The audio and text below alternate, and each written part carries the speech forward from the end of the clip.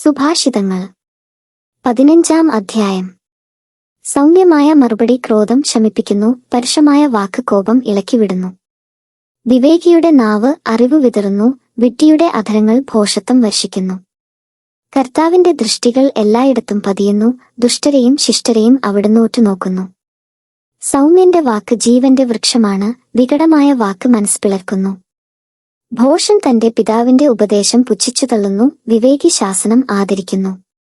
നീതിമാന്മാരുടെ ഭവനത്തിൽ ധാരാളം നിക്ഷേപങ്ങളുണ്ട്, ദുഷ്ടരുടെ ആദായം കുഴപ്പം സൃഷ്ടിക്കുന്നു. വിവേകികളുടെ അധരങ്ങൾ അറിവ് പരത്തുന്നു, ഭോഷന്മാരുടെ മനസ്സ് അങ്ങനെയല്ല.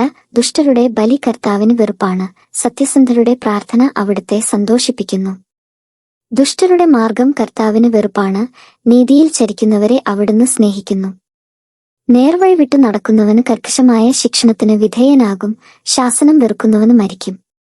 പാതാളവും അധോലോകവും കർത്താവിന് മുൻപിൽ തുറന്നു കിടക്കുന്നു, മനുഷ്യഹൃദയങ്ങളുടെ കാര്യം പറയാനുണ്ടോ?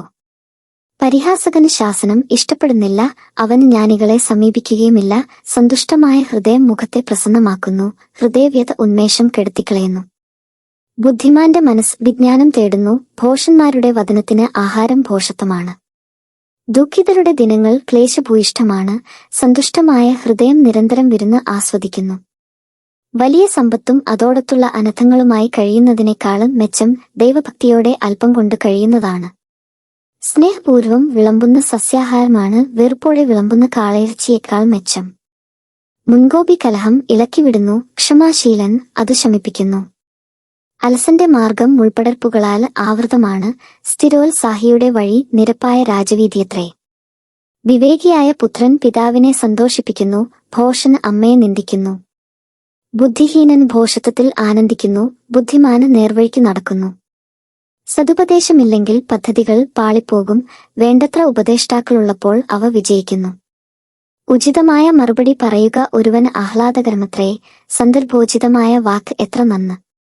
വിവേകിയുടെ വഴി മേലോട്ട് ജീവനിലേക്ക് നയിക്കുന്നു, താഴെയുള്ള പാതാളത്തെ വിട്ടകലുന്നു. അഹങ്കാരിയുടെ ഭവനം കർത്താവ് നിലംപരിചാക്കുന്നു, വിധവയുടെ അതിര് അവിടുന്ന് സംരക്ഷിക്കുന്നു. ദുഷ്ടരുടെ ആലോചനകൾ കർത്താവിന് വെറുപ്പാണ്, നിഷ്കളങ്കരുടെ വാക്കുകൾ അവിടത്തേക്ക് പ്രീതികരവും. നീതിരഹിതമായ നേട്ടം ആഗ്രഹിക്കുന്നവൻ സ്വന്തം കുടുംബത്തെ ദ്രോഹിക്കുന്നു, കൈക്കൂലി വെറുക്കുന്നവൻ ഏറെ നാൾ ജീവിക്കും. നീതിമാന്മാര് ആലോചിച്ച് ഉത്തരം കൊടുക്കുന്നു, ദുഷ്ടരുടെ അധരങ്ങൾ ദുഷ്ടത്വമിക്കുന്നു. കർത്താവ് ദുഷ്ടരിൽ നിന്നകന്നിരിക്കുന്നു, നീതിമാന്മാരുടെ പ്രാർത്ഥന ചെവിക്കൊള്ളുന്നു. തിളങ്ങുന്ന കണ്ണ് ഹൃദയത്തെ സന്തോഷിപ്പിക്കുന്നു, സദ്വാർത്ത ശരീരത്തെ ഉത്തേജിപ്പിക്കുന്നു. ഉത്തമമായ ഉപദേശം ആദരിക്കുന്നവന് വിവേകികളോടുകൂടെ സ്ഥാനം ലഭിക്കും. പ്രബോധനം അവഗണിക്കുന്നവൻ തന്നെ ദ്രോഹിക്കുന്നു, ശാസനം അനുസരിക്കുന്നവൻ അറിവ് നേടുന്നു. ദൈവഭക്തി ജ്ഞാനത്തിനുള്ള പരിശീലനമാണ്, വിനയം ബഹുമതിയുടെ മുന്നോടിയും.